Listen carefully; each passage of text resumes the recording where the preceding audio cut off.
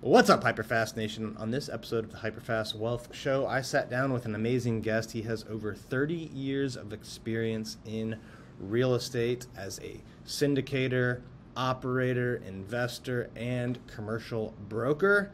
Welcome to the show, Joe Killinger.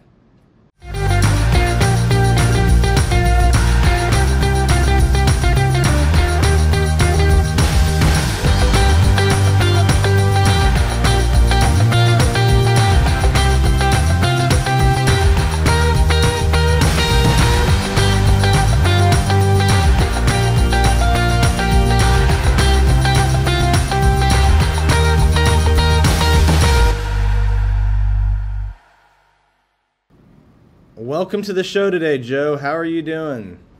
Not too bad. How you doing, Dan? I'm doing great. Excited to talk about real estate with you today. Give our listeners a little bit of your background before we dive into the topics and lessons that we're going to talk about today. I've been a real estate entrepreneur for a lot of years, for about 30 years now. And so I've had startups from a tech company that we launched out of Dallas, Texas, to a property management company we sold just before the pandemic started. Got out of that just in time. And then we have a commercial brokerage company here in Los Angeles called Commercial Brokers International that we launched about 16 years ago. Then during the pandemic, we lost a good number of agents, so we're doing a little bit of a rebuild right now. And then we also have my website, joekillinger.co, that we do that's geared for mentoring people that want to become real estate investors or real estate agents. Awesome. So you've done a lot of stuff: investing, agent, training. What's your favorite part of real estate and why? Right now, and Dan, this comes from when I started. This was in the 90s, or late 80s, early 90s. And when I started, there was no internet, so you didn't really have access to information like you do now. But the opportunity for a mentor was it was difficult. And so I always thought back then, man, because I made a lot of mistakes when I started off, because that was the only way you really got out there and really knew how to do it. I always thought when I get going, I'm always going to create an opportunity that I can give back to the community that's been good to me. So the mentoring is something I love. I love seeing an investor that goes out and starts creating success after working with them for a while, or a real estate agent. I'm mostly focused on commercial real estate agents because that's what we do. But they come in and you see them start from nothing and then grow their business. And it's fun to see that growth. What do you think right now, today? We're recording this second week in February. We just saw inflation 7.2% or something for January, highest in 40 years. Supply chain. We don't have to reiterate how that's been affecting the industry, but if you were a new investor today, just starting off, what would you do in this environment? It's Dan, I've been through September 11th obviously was a terrible time in this country, right? And when you talk to anybody weeks after that, nobody's ever gonna fly again. Cut to 3 months later, planes were full, everybody was going everywhere. Americans are pretty resilient. We tend to bounce back. We're always looking forward, it seems. So we tend to really not dwell on the past and how can we make this better and how can we fix it so that doesn't happen again. And I think it's a lot of opportunity for a real estate investor right now if you do it wisely. What is a good hedge against inflation is something you want to think about. And then you also need to really do a lot of research on how long will this inflation last. Is it going to be another year, another 2 years? Historically, it never lasts that long. But we're getting a pretty good jolt of it right now. So I really think it's a good time to be becoming a real estate investor, going out and find the asset class that you think is best for your area. Multifamily has always been a good hedge against inflation because the time of the shorter leases and all that. So that's always a good one. The Airbnb things that people are doing are buying smaller fourplexes, fiveplex, on up. They're buying those and Airbnb and making a killing. So there's a lot of opportunity out there. Yeah, I like both of the ones you mentioned there, Airbnb and multifamily. What's your sweet spot on multifamily? Like what areas do you like? What deal sizes, number of You units? know, we have we like to see some of the bigger, not institutional size, but I want to see. Well, it depends on where you're at. Now we've sold out everything in California and Texas. We're completely out of multifamily right now because people were bringing us offers that. And I'll give you an example. So I had a 73 unit in Dallas, Texas. We were not a building I'm proud of, right? The outside was terrible, but the inside units were pristine. They were very nice, and we had great tenants there long term. What we planned on doing is 73 units on we had a little over an acre there. We were going to demo it, add about 30% more units, and rebuild. Well, we got offers in on that, unsolicited offers that came in that were pretty near where we would got if we'd went through all that brain damage of the redevelopment and all that. So we ended up just selling our assets and then buying triple net properties around the country. But I like to see a little bigger. If you could get 20 units now in LA, 20 units is a pretty good sized property, right? But in Texas, that's not that big. Right. But in California, 10 plus units I like to see. That way, if you have some vacancies. But in Texas, you want to see 20 plus units. And again, I would be looking at more outer lying areas. Those are the ones I like. And is that because of price point, or is that because you think long term more people are going to want bigger spaces, so they'll move a little bit further from the city core, or what's the thinking there? A little bit more from the city core, bigger apartments to give them. So what we do is we'll go into these apartments, Class B, Class C, go in and completely redo them, and then we'd add amenities that really are attractive to that community. It depends on the community you're in too. So that's a method that's worked well for us. So I guess your target renter is going to be like working class. Working class people that live within 5 miles of the project of the property, and then we try and suit them. The amenities are a thing right now, right? You really want to have good, solid amenities. A dog run is key. And there's things that you can do, Dan, that are so easy and here's something that, I was talking to an investor that's been around a long time, and he goes, well, what do you guys do to add value? And I said, well, the easiest thing, the best thing we've had luck with is an accent wall. So what you do is you go in and you have 5 colors that you've picked. You go into Home Depot, find 5 colors that are nice colors that you think most people would like. And when people come into lease, you offer them, hey, for an extra $25 a month, we can add an accent wall, or whatever the number. Those are LA prices, right? 25 a month. But $10 a month, $15 a month, whatever the number is, add that to the top of the lease, and you add an accent wall. And so now he's out doing that in all of his apartments. But adding accent walls, always looking for ways to really add value. If you have a big lot and there's no parking, do half of them with covered parking and charge extra for covered parking. It's not that expensive just to build a carport. Yeah, I like that accent wall idea, actually. Yeah. I did an interview with Michael Elefante I think that one went live about a month ago, but he's a big Airbnb investor. Yeah. And he actually used accent walls to make, the units, or I guess they're essentially hotels. It makes it memorable, so people coming on vacation, they take pictures in front of it and all sorts of stuff, because it's he does murals or decorations. Okay, he goes all out. But it on Airbnb, that's driving his occupancy up, his price per night, and there's organic reach because people take Instagram selfies in front of it. So it's, those little things like that can make a big difference. I like the carport idea too. Those are cheap to put in. We had a property in Texas. It was, I think, 400 units and no parking whatsoever. So we just built they were concrete steel poles with aluminum tops. Now, we did get a snowstorm shortly after and caved a lot of them in, so that was a lesson learned. So don't do that when you're in the snow area. But it cost us like $700 per stall. but we were renting them out for $50 a month. Now that added a lot of value to that property. So we're doing that and the accent wall. Just those extra things really add a lot to our return.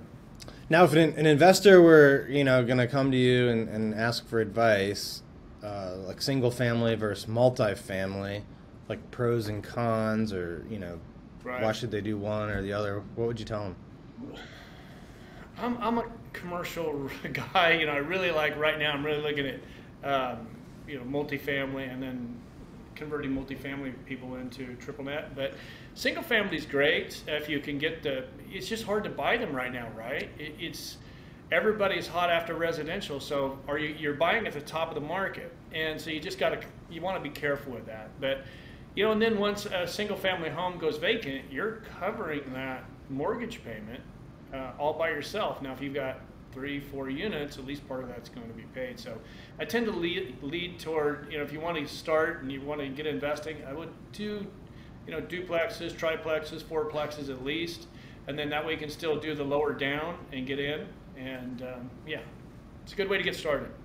Well, and I think in terms of scale, you hit something pretty important. It's going out and finding 20 single families is going to be hard. B, you're going to get capped out on the financing because you don't have the same types of loans available, right? Yeah. Another good thing you can do, Dan, is if you have a home right now and you want to become an investor, and I talked to a single family person the other day. He's bigwig in tech.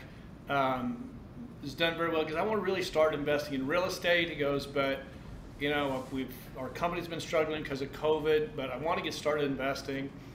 And so what he's doing is he's moving out of his house and he's going to lease that out for 1 or 2 years you have to do so it becomes an investment then.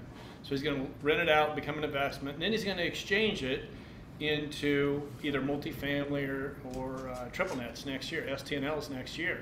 So that's another way to get started, is to move out of your house, go rent a place for a year or two. You have to check with a 1031 exchange. And maybe Dan, I'm not sure how long it is, that you have to season it before it becomes an investment. You have to leave it leased out before it becomes an investment, and then you can invest into other asset classes. So you've hit on or mentioned triple net a couple times. Yep. Are you favoring that now over multifamily? I like it now just I think it's a stage of my life, right? I was a little higher risk before, and so we sold our multifamily properties, and we've been buying STNLs, Chase Banks we've bought. Some of them are in prime areas, but they were going dark, but there's 8-10 years left on the leases, so they're still paying. And then we're out actively looking for other tenants to go in there. Fast food tenants in some of these areas, but again, it's the location. We look for high traffic, signalized intersections. I want at least 40,000 cars a day, signalized intersection, development going on in the area. We look for all of that, and that's just a phase we're in right now. And it's harder to get into because you're going to do a commercial loan. You're going to be 35 plus down. So and these things are selling for a couple million that we're looking at. And you mentioned, just so everyone can make sure we're on the same page, you mentioned that going dark. Oh, sorry, yes. Yeah, what is... It means that they're still paying the lease for the next 8.5 years, but they've moved out. So Chase Bank, the one property, Chase Bank, they built right down the street, brand new. Ours, they've been in for 16 years already, or 15 years already. And they'd renewed at one point. But they're still paying their lease for the next 8 years, 8 or 8.5 years, which gives us time to go out and find a new tenant to put in there. So this is something where the corporation decided we don't want to run in this location anymore for whatever reason, but there's like a corporate guarantee, well, so they still want to move down to a street. There's in this one particular property I'm talking about. There's it's all redevelopment getting ready to come in, and they're on the edge of it now where it's already started. Where we are at is where it's going to end, and so they were just going to go ahead and move down there. It's a little bit further south, probably a better location on a busier street, and so that's why they wanted to be down there. And then you've got a lot of time now, right, to go find the next tenant. And I guess if someone was ready now, they would just take over the existing, or Yeah, we'll probably go in for a buyout on the lease. We'll go to Chase, go, hey, you've got 8 years left. Let's negotiate, whatever the number is, and then we'll take it to the new tenant, potential tenant, say, here, take this money, rebuild your property, and let's get you going again. It'll take about 1.5 years to get it done, and then we got a brand new property and a great location. And triple net, right? So you get someone in there for triple net. You don't have to worry about taxes, insurance, you just let maintenance. The check just shows up in the account, and it's nice. No property management. It's a great way to build a base, but getting started is a little harder. That's why I like to see people, start with your smaller properties, build yourself up. Don't take too much risk. I think when I was younger, and I made a big mistake. I bought a 3-story walk-up in what is now Koreatown, and it's a cool hip area, but not when I was there. And so when we bought it, it was kind of a gang-infested area, and it was my second property I ever bought, and I had a hell of a time keeping those top two units occupied, because who wanted to carry groceries up 3 sets of stairs? They don't do that here in California. And so we had a problem there. So I learned that lesson is don't do that. I mean, the units were huge. They were probably almost 2,000 square feet, beautiful architecture, but that community, I really loved that building. So, but I should have really took a harder look at the numbers and made a mistake there. So did that, were you losing money every month, or lost money when you sold, or how did that? It made a little bit of money, but if I'd have kept those 2 units leased all the time, it'd have done very, very well. Now, our first property we bought was a home run. I bought that I think we bought it for $275, and then 6 years later sold it for $1.25, something like that. So that was my first one. I got lucky there, but the second one kind of brought that down. I think there's an important lesson, though, in that second one, even though compared to some of the other stuff you did, it didn't do well. You still made out okay, right? Yeah. It's not like when the stock market crashes, you lose half your value overnight, right? Yeah. Well, that's the thing with real estate, and why I love it is if you can hold on to it, it eventually, in the right markets, not all markets now, it's a good, solid investment. And I really think, I was reading this morning about how Chipotle now is really even restructuring the way they're doing things, and they're going into smaller communities. And people are really getting entrepreneurial with, and I think that's going to create opportunity for newer investors, because those won't take near as much land. It's not going to take as much real estate. I think it'll be cheaper for people to get into. Is there an area in real estate right now that you wouldn't touch, or that maybe scares you a little bit? Obviously, you like multifamily, you like triple net stuff. I do. I love triple net. I'm a little hesitant on industrial. I mean, I'd love to get my hands on it, but I don't put a lot of time and energy into it because there's such big institutional money looking at all levels of that, and so that's one thing I just really haven't looked at. Now, that's in Los Angeles that we're looking, so keep that in mind. It depends on their market, but office is a little bit, I think there's going to be some opportunity in office, because if you start looking at the numbers, I think people are going to be back to work a little sooner than everybody was expecting. And I can gauge it by our phones here. I'm in a commercial brokerage company here in Los Angeles, so we're getting calls about offices now. I'll say, hey, I want to expand my office, or I want to downsize it because we let people go. But the phones are starting to ring on it. So I think there's going to be more activity a little sooner than expected. Yeah, what's your take on that? I haven't seen numbers on office and return to office yet, but are people coming back, and what do you kind of forecast? Yeah, we're starting to see it. Traffic in LA is coming back quick. I got a little nervous this morning. I'm like, oh Christ, I better fly. No, it's you're starting to see more activity. People are coming back to the office. We're all seeing this work from home. I think there's going to be a hybrid. There's going to be the work from home a few days a week, or a day a week, or whatever it is. But we are social animals. We tend to really want to be our social beings. We want to be in the office and be social around our friends. And I think what's coming in, and I just had a meeting on Monday, and this guy does productivity software, and he's been hired by several major companies. They've been putting that out, and the employees aren't liking it. And he goes, yeah, there a lot of, as soon as we go in and start putting stuff on their computers to measure productivity, they're just starting to come into the office. And so that's funny. More of that's gonna happen. Yeah. Yeah, he goes, my business is booming. And he goes, at least for a little while. He goes, because companies are, I know what they've said in the past. They couldn't talk about productivity being down because if you have investors, or you can't say our productivity is down because of COVID and because everybody's working from home. I mean, nobody wants to hear that. So they were always going to give that pitch, and this is coming from that guy. I just learned from him, and he said, yeah. He goes, I think we're going to be in the office. There's going to be a lot more people in the office sooner than expected. So office could be a good, depending on your area. I was in Dallas all week last week, and that place, I don't know if you've been there lately, but the growth is absolutely incredible. Yeah, I was actually there a couple months ago for a conference, and yeah, I was surprised by just how busy it was. It was slammed. Oh yeah, it's just go go go. I had a friend that sold their house right when COVID was starting in Texas, and they thought, we're going to sell at the top of the market, and then we're going to buy something when COVID goes away and the market comes back down. And they can't buy a house now. It's gone up 22% since they sold. Wow. So, yeah. Where, if you had to pull out your crystal ball and make a prediction on right. all of this, obviously we've got inflation like we haven't seen in 4 decades or so. We've got supply chain issues, so it's harder to build things right now. It takes longer and it's more expensive. Like where do you see the market going?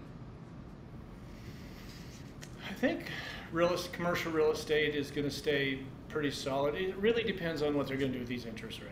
If we're going to have 3 pops this year, then I don't think we're going to be affected too badly.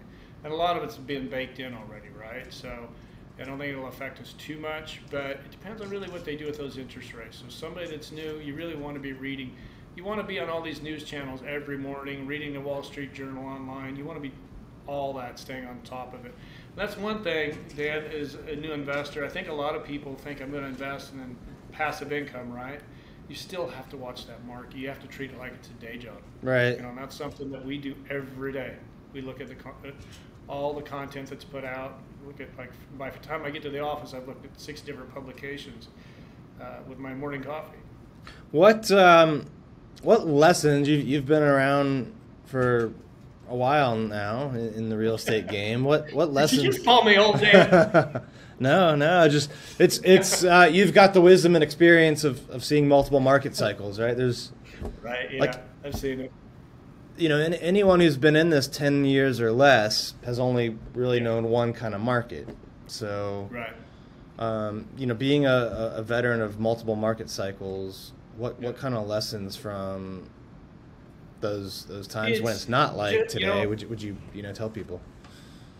I think it's listen. A lot of people, like I was just saying, make sure you're reading constantly. Make sure you're looking at what's going on, and you got to treat real estate as a local investment. A lot of people, they look at Texas, they look at California. No, you need to look. If you're going to be in multifamily in Hollywood, you better know multifamily in Hollywood. That should be first and foremost. And then the other markets as well, what's going on. But you need to really make sure that it's a localized market, and you need to know what's going on within your community. That's the number one thing I've learned is that what's going on in Hollywood, what's going on in Inglewood, what's going on in Culver City, Dallas, Austin, all completely different in different submarkets. So be on top of your market. All right. Well, this has been great, Joe. Before we sign off, I always like to end with a HyperFast round if you're ready for some rapid-fire questions and answers. Oh, Jesus, I'm terrible at these. All right, let's try it out. All right, what's your biggest piece of advice to a new investor? Patience. It's like that second property that I talked about earlier. I should have been patient. I just fell in love with the property, and I should have fallen in love with need to fall in love with the numbers and then the property. All right. If you had to start over and all you could take was your knowledge, you couldn't take your reputation or your money or connections, you could just take the knowledge and lessons you've learned for doing this, what would your first move be? As a new investor? Yeah.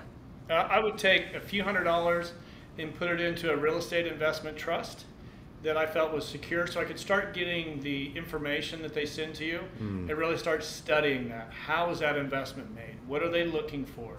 Looking at everything that they're looking for. And then once I've done that for a little while and I feel comfortable, then I'd make my first foray into maybe a small retail product or a 2 to 4 unit, and then start doing that, self-manage it. Then just start building my portfolio. If I build it up until where I had enough multifamily, and I would start mixing some triple net properties into it, some STNLs, so I can have a little bit more secure, take the risk profile from going up to more stabilizing it, and then just keep building my portfolio from there. What REITs do you like for the purpose of investing to get that information? Right now, apartment REIT, I don't have any specific that I look at, but I would really be focused on industrial and or multifamily. Multifamily probably first. All right. What's the biggest challenge you've ever had in real estate, and what did you learn from it? Ooh. I would say patience has been my biggest problem. I'm an A-type personality. It's a Leo, right? So I wanted it yesterday, and so, but I have to. It's cost me a couple times. I probably pushed a little too hard on a couple deals, and so I should have been more patient. I should have known when to gauge what was being said, and I was just close. What I should have been, let's see how I can massage this and make this a better deal for everybody. All right, last question. Where do you see yourself 10 years from now? I grew up in a small town in Nebraska, Wallback, Nebraska, a town of 280 people. So hated work. I grew up on a farm, so I hated work on a farm, but as I get older, I find that I'm very attracted to being back in that environment and being on either a ranch or not a working farm. I lease the land out. I don't want to do the work because it's a lot of work, but leasing land out and or a ranch, farm or ranch, leasing it out and enjoying life then. All right, Joe, thank you so much for being on the show. Before we sign off, if the listeners or viewers out there want to connect with you or learn more about your education and mentor programs, what are the best ways they should do that? I've got a YouTube channel geared strictly for real estate investing. If you want to become a real estate investor or a real estate agent, you just go under Joe Killinger on YouTube, or you can go on to joekillinger.co. joekillinger.co. We have a website with all that on there as well. All right. Well, thank you so much for being on the show today, Joe, and all of the amazing insights you're able to give our listeners and viewers. And to all of our listeners and viewers, thanks a lot for tuning in. Please leave us some feedback and share this with people that you think could benefit from seeing and listening as well. We'll see you next time. Thank you for tuning in to this episode of the HyperFast Show. Subscribe to us if you want to make sure you get the latest and greatest HyperFast shows. And remember, we love reviews. Reviews help us bring better and better guests and improve our shows. So give us the good, the bad, and the ugly. We hope you enjoyed the show, and we will see you next time.